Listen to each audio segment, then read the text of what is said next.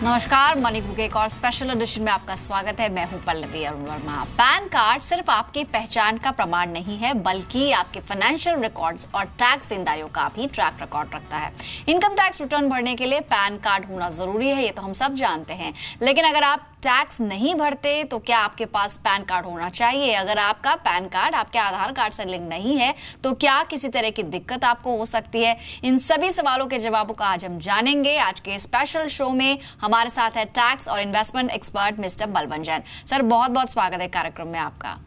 ज्यादातर लोग ये मानते हैं या सोचते हैं कि अगर मेरी इनकम टैक्सेबल है तो ही मुझे पैन कार्ड की जरूरत पड़ेगी, लेकिन अगर देखा जाए तो आप कोई भी इन्वेस्टमेंट करते हैं या जो बाकी फाइनेंशियल ट्रांजैक्शंस करते हैं वहां पर भी पैन कार्ड की जरूरत होती है। तो इसकी कितनी अहमियत है और क्या धीरे धीरे लोग इस बात को समझ रहे हैं कि अगर आपकी इनकम टैक्सेबल लिमिट के नीचे है तो भी आपको पैन कार्ड रखना चाहिए?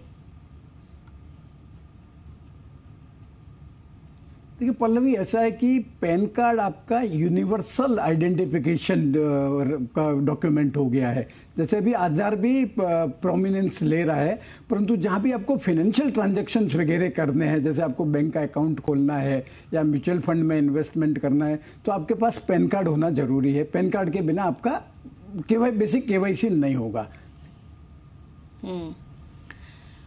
हाँ, इनफैक्ट देखा जाए, जैसे आपने आधार कार्ड का जिक्र किया कि ये अभी मामला क्योंकि लंबित है और अभी कुछ डिसीजंस आए भी हैं सुप्रीम कोर्ट के, उस पर भी हम चर्चा करेंगे। लेकिन पहले इंपॉर्टेंस समझ लेते हैं पैन कार्ड की। जैसे आपने कहा कि फाइनेंशियल ट्रांजैक्शन आप कुछ भी करते हैं, कोई इन्वेस्टमेंट आप करते हैं या फिर जो हाई वैल्यू ट्रांजैक्शंस होते हैं, खासतौर पर अगर रियल एस्टेट की हम बात करें, वहां पर पैन कार्ड की अपनी इंपॉर्टेंस है। तो क्या आप बता सकते हैं कि अगर पैन कार्ड नहीं होता है तो किस तरह की परिस्थिति होती है? और एक टीडीएस हम अक्सर सुनते हैं, तो पैन कार्ड होने पर और पैन कार्ड नहीं होने पर दोनों ही सिचुएशंस में किस तरह से ये काम करता है? देखिए पल्लवी, ऐसा है कि एक तो ऐसा है कि जरूरी नहीं कि आपकी इनकम टैक्सेबल हो तो ही आपको पैन कार्ड होना जरूरी है। आपकी इनकम टैक्सेबल नहीं हो तो भी पैन कार्ड होना, पैन नंबर होना आपके हित में है। जैसे अगर आपकी कोई इनकम आती है जिस पे आप चाहते हैं कि मेरा टीडीएस नहीं कटे, या इवन टीडीएस कटने के लिए भी अगर आपको पैन कार्ड देना जरूरी है। अगर आप अपना पैन कार्ड नंबर जो आपकी इनकम देने वाला है, जो इनकम का पेयर है, उसको अगर नहीं देते तो जो टीडीएस की रेट एप्लीकेबल है वो रेट पे नहीं, और मैक्सिमम मार्क जो रेट है 20% की रेट है, 20% के हिसाब से आपको टीडीएस लगेगा। और दूसरी एक और बात है कि अगर आपने अपना आपके पास पैन कार्ड नहीं है या अगर आपने पैन कार्ड नहीं दिया है तो जो आपका टीडीएस 20% की दर से जो कट गया है उसकी आपको क्रेडिट भी नहीं मिलेगी। मैं एक उदाहरण देना चाहूँगा कि जैसे जो सीनियर सिटीजन वगैरह है जो अपनी जो ब्याज की इनकम पे ही निर्वाह करते हैं, तो वो उन लोगों की नॉर्मली इनकम टैक्सेबल नहीं होती, और वो जो अपना जो टीडीएस नहीं कटे इसके लिए बैंक में या जो कंपनी जहां पे एफडी वगैरह पड़ी है उनको 15G या 15H फॉर्म देते हैं डिपेंडिंग ऑन द एज। तो जैसे आपके पास अगर पैन कार्ड नहीं है तो आपको 15G 15H दे ही नहीं सकते, क्योंकि 15G 15H में आपको पैन कार्ड देना पड़ता है। अगर आपने पैन कार्ड नंबर गलत दे दिया है तो भी आपको, क्योंकि पैन कार्ड वेरीफाई होता है टीडीएस की साइट पे, तो अगर आपका पैन कार्ड आपने गलत दिया है तो जो बैंक है वो आपको टीडीएस नहीं काटने की जगह आपका जो इंटरेस्ट वगैरह जो आपको इंटरेस्ट पेमेंट करने वाली है उसमें 20% के हिसाब से टीडीएस कट जाएगा। और जैसे मैंने बताया पल्लवी की, ये जो टीडीएस कटेगा उसकी आपको क्रेडिट भी नहीं मिलेगी, क्योंकि अगर आपका तो अगर आप क्लेम करना चाहते हैं टीडीएस कट चुका है, in that case also pan card होना काफी जरूरी है। तो अगर आप टीडीएस की हम बात करें तो अगर आप बता पाएं कि कहां और कौन से ऐसे ट्रांजैक्शंस हैं जिनमें टीडीएस कटता है, यानी अगर हम ये पहली कंडीशन मान के चलें कि पैन कार्ड है तो मौजूदा दर क्या है और क्या अलग अलग सिचुएशंस के लिए दर पहले से तय है? जैसे आपने बताया कि अगर पैन कार्ड नहीं होता है उस कंडीशन में तो दुगना टीडीएस लगेगा, यानी कि 20% तक आपको भरना पड़ सकता है। तो अगर पहली जो कंडीशन है अगर पैन कार्ड है तो बताइए कि कौन कौन से ऐसे इन्वेस्टमेंट्स हैं या ऐसी सिचुएशंस हैं जहां पर टीडीएस देना होगा? देखिए पल्लवी, एक बात मैं बता दूंगा कि ये जो पैन कार्ड नहीं, पैन नंबर नहीं होने की स्थिति में डबल टीडीएस का प्रोविजन नहीं है, फ्लैट 20% टीडीएस कटेगा। अब मैं बताना चाहूँगा कि कहाँ पे आपका टीडीएस कटता है। जैसे आपकी जो इंटरेस्ट इनकम है, इंटरेस्ट इनकम अगर बैंक से अगर आपको इंटरेस्ट आता है तो उसकी जो 10,000 की थ्रेशोल्ड लिमिट है, 10,000 से ज़्यादा अगर आपकी इंटरेस्ट की इनकम होती है जित बैंक की, अगर वो बैंक आपकी कोर बैंकिंग में है तो सब ब्रांचेज से मिलके या बैंक को छोड़ के अगर दूसरे कहीं से आपको अगर इंटरेस्ट आ रहा है तो उसके लिए 5,000 की लिमिट है। 5,000 के ऊपर 10% का टीडीएस कटेगा। इसके अलावा अगर आप कोई कॉन्ट्रैक्ट पे काम करते हैं या कोई वर्क्स कॉन्ट्रैक्ट वगैरह करते हैं और आप इंडिविजुअल है या एचयूएफ है तो उस पर आपकी 75,000 तक तो कोई टीडीएस नहीं है, परंतु 75,000 के ऊपर टीडीएस 1% की टीडीएस लगेगी।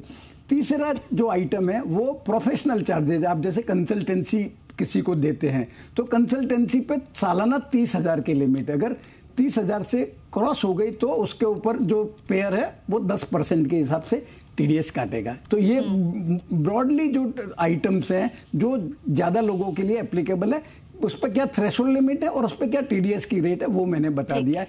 जहाँ तक सैलरी का प्रश्न है, सैलरी पे नॉर्मली जो एम्प्लॉयर है वो आपकी जो पूरे साल में कितनी सैलरी आएगी, उसमें आपको कितने डिडक्शंस वगैरह होंगे, और अगर वो डिडक्शन वगैरह घटाने के बाद में डिडक्शन के अलावा जैसे आपका होम लोन का इंटरेस्ट वगैरह उसको भी कंसिडर करेगा आपको एम्प्लॉयर। उसके बाद में अगर आपकी इनकम टैक्सेबल होती है तो पूरे साल में जितना टैक्स लगेगा, मतलब वो एवरेज रेट से हर महीने आपके उसमें टीडीएस काटेगा। सैलरी पर टीडीएस की रेट निश्चित नहीं है, मतलब वो पूरे साल में आपकी जो टैक्स की देनदारी होगी उसके हिसाब से हर महीने आपका एम्प्लॉयर टीडीएस काटेगा आपकी सैलरी में से। तो 5 कंडीशंस आपने बताई। अगर सेविंग्स बैंक अकाउंट है वहां पर भी टीडीएस देना होता है, हालांकि 10,000 की उसमें कैप है, अगर साल का ब्याज 10,000 से ज्यादा है इन दैट केस आपको टीडीएस कटेगा। साथ ही अगर रेंटल इनकम कहीं से आपको आ रही है तो भी आपको टीडीएस देना होगा। प्रोफेशनल सर्विसेज देते हैं आप या फिर कोई कॉन्ट्रैक्ट जॉब करते हैं उस स्थिति में भी टीडीएस कटेगा। आपने सैलरी की भी बात की, ये एक ऐसा सेक्शन है या पोर्शन है जिसमें कोई जो दर है वो तय नहीं है, लेकिन जो भी आपकी स्लैब होगी उसके अनुसार टीडीएस कटेगा। अब बात ये करते हैं सबसे पहले सेविंग्स अकाउंट की। बिसाइड सेविंग्स अकाउंट अगर और कोई जरिया या और कोई सिक्योरिटी है, बैंक एफडी है या फिर पोस्ट एफडी है, क्या सेम रूल है उस पर भी कि 10,000 तक के ब्याज पर टैक्स नहीं है और उसके बियॉन्ड अगर ब्याज होता है तो 10% का टीडीएस लगेगा? देखिए पल्लवी, सेविंग बैंक अकाउंट पे टीडीएस का कोई प्रोविजन नहीं है। सेविंग बैंक अकाउंट पे आपको कितना भी इंटरेस्ट आएगा बैंक आपका टीडीएस नहीं काटेगी। इसके अलावा जो आपका इंटरेस्ट सेविंग अकाउंट छोड़ के, भले वो बैंक एफडी हो या आपका रिकरिंग डिपॉजिट अकाउंट हो, इवन पोस्ट ऑफिस पे भी आपका आरडी हो या एफडी हो, उसमें जैसे मैंने बताया आपको 10,000 की लिमिट है पर बैंक। अगर बैंक कोर बैंकिंग में है तो उस 10,000 की लिमिट के लिए सब ब्रांच को एक साथ में गिना जाएगा, और अगर कोर बैंकिंग में नहीं है तो हर एक ब्रांच के लिए 10,000 की लिमिट एप्लीकेबल है। ठीक है, तो ये लिमिट आपकी बैंक एफडी से अगर कोई ब्याज आपको मिल रहा है या फिर पोस्ट ऑफिस में भी कोई डिपॉजिट है उस पर ये लागू होगा। और जैसे कि एक्सपर्ट ने पहले भी बताया कि अगर आप टीडीएस नहीं कटवाना चाहते या फिर छूट चाहते हैं उसके लिए एक फॉर्म आपको भरना होता है, फॉर्म 15G और साथ ही 15H। इनफैक्ट अब जो दूसरा मुद्दा था या जो दूसरा पॉइंट आपने बताया कि रेंटल इनकम, तो ये जिम्मेदारी किसकी होगी? यानी कि अगर मैंने घर किराए पर दिया हुआ है उस केस में कैसे वर्कआउट होता है? क्या इसमें कोई सीमा होती है? और साथ ही बिजनेस पर्पस के लिए दिया हुआ है अगर कोई प्रॉपर्टी मैंने, तब क्या ये डिफरेंटली वर्कआउट होता है? देखिए रेंटल पर टीडीएस के 2 भाग है। एक तो भाग है जो एसएससी है, जो जिनके अकाउंट्स टैक्स ऑडिट में है, मतलब जो बिजनेस करते हैं, बिजनेस या प्रोफेशन में एंगेज्ड है, अगर वो सालाना 1,80,000 से रेंट का भुगतान करते हैं तो उनको जो रेंट का भुगतान करते हैं उसके ऊपर टीडीएस काटना पड़ेगा। वो टीडीएस की रेट रेंट बिल्डिंग वगैरह के लिए 10% की है। एक प्रोविजन जो भी पिछले साल के बजट में आया है वो सबके लिए एप्लीकेबल है एक्सेप्ट जो बिजनेस करते हैं उनके लिए। जैसे आप और हम भी अगर कोई रेंट का पेमेंट करते हैं और अगर महीने का रेंट का जो अमाउंट है वो राशि अगर 50,000 रुपये से ज़्यादा है तो आपको या तो जो साल के अंत में या फिर आपकी जो टेनेंसी जिस महीने में एक्सपायर होती है उस रेंट पे आपको 5% के हिसाब से टीडीएस भरना पड़ेगा। तो टीडीएस काटने की जवाबदारी जो है वो जो रेंट जो लैंडलॉर्ड है उसकी है। मतलब जो पेमेंट कर रहा है टीडीएस का, लैंडलॉर्ड को जो रेंट पेमेंट करेगा, तो टेनेंट की जवाबदारी है टीडीएस काटने की। तो यहाँ पर पैन कार्ड की जो भूमिका है, जैसे कि अगर हम इसको छोटे से एग्जाम्पल से समझना चाहें कि जब हम एचआरए क्लेम करने के लिए हम अपना रेंट अग्रीमेंट दिखाते हैं और वहां पर मकान मालिक के पैन कार्ड को हमें दिखाना होता है। कई केसेस में, इनफैक्ट ज्यादातर केसेस में होता है कि लैंडलॉर्ड पैन कार्ड की कॉपी नहीं प्रोवाइड करता है।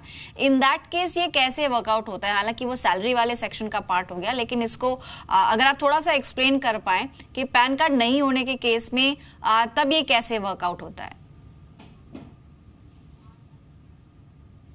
देखिए पल्लवी, ऐसा है कि ये जो आप बता रही है कि लैंडलॉर्ड के जो पैन कार्ड की डिटेल है वो एम्प्लॉयर को देनी पड़ती है, आपको इनकम टैक्स के रिटर्न वगैरह में कहीं भी फाइल नहीं करनी पड़ती।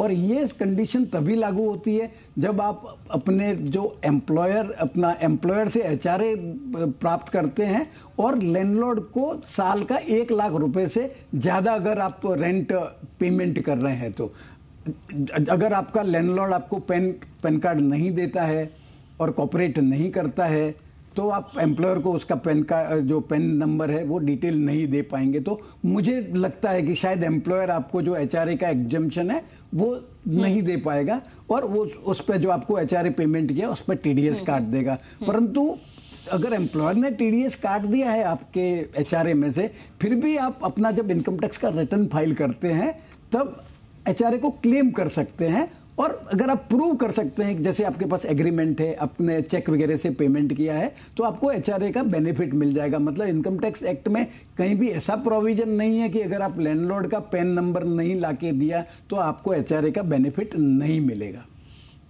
ठीक है। इनफैक्ट आपने सैलरीड के लिए तो जिस तरह से ये टीडीएस लगता है, जो पूरा इसका कैलकुलेशन है वो बताया, लेकिन प्रोफेशनल सर्विसेज की जो आप बात कर रहे थे, इसमें कौन कौन सी सर्विसेज शामिल हैं और क्या वहां पर भी कोई कैप है कि साल की इतनी आमदनी है तो टीडीएस लगेगा और उसके नीचे नहीं लगेगा? देखिए पल्लवी, प्रोफेशनल सर्विसेज की जो लिमिट है सालाना वो 30,000 रुपया है। अगर आप 30,000 से ज़्यादा किसी को भी प्रोफेशनल फीस का पेमेंट करते हैं, और ये एप्लीकेबल सिर्फ जो बिजनेस करते हैं और जिनकी टैक्स ऑडिट होती है उनके लिए ही एप्लीकेबल है। जहाँ तक आपका प्रश्न है कि कौन कौन से प्रोफेशन उसमें कवर्ड होंगे, मतलब सेक्शन में लिस्ट नहीं दी हुई है कौन कौन से प्रोफेशन इसमें शामिल होंगे। परंतु अगर ये प्रूव किया जा सके कि ये जो सामने वाला व्यक्ति जो सर्विस रेंडर कर रहा है उसके लिए उसको स्पेशल ट्रेनिंग की ज़रूरत होती है और स्पेशल एक्सपर्टीज उसके लिए चाहिए, उसके पास होनी चाहिए, तो वो प्रोफेशन की श्रेणी में आ सकता है और ये जो 30,000 की लिमिट है वो वहाँ पे लागू होगी। तो क्या डॉक्टर्स और लॉयर्स ये इस पर्टिकुलर कैटेगरी के अंदर फॉल करेंगे?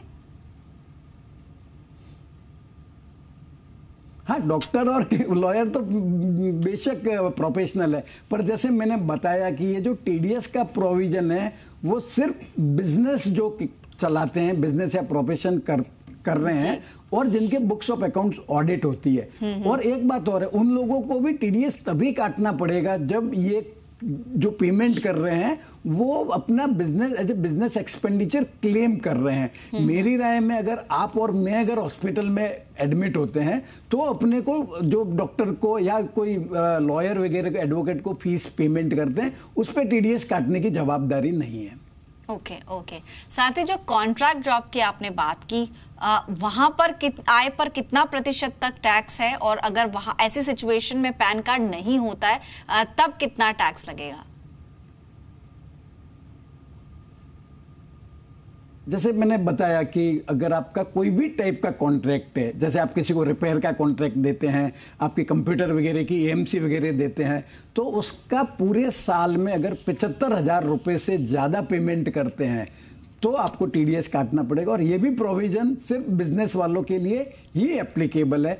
और ये जो कॉन्ट्रैक्ट पे है वो टीडीएस की राशि अगर आप पेमेंट करने वाला अगर पेमेंट किसी इंडिविजुअल और एचईएफ को कर रहा है तो सिर्फ 2% ही है। परंतु अगर जो जैसे कोई नया व्यक्ति जिसने ये शुरू किया है मेंटेनेंस वगैरह का काम और उसके पास पैन कार्ड नहीं है, ऐसी स्थिति में जो पेमेंट करने वाला है वो आपको जो जितना पेमेंट हो रहा है मैनुअल मेंटेनेंस चार्ज वगैरह का, या कोई भी आप रिपेयर वगैरह कैरी आउट करवाया है, तो उस पर 20% की दर से टीडीएस काटेगा, और उसको सामने वाले को बेचारे को वो 20% की क्रेडिट भी नहीं मिलेगी।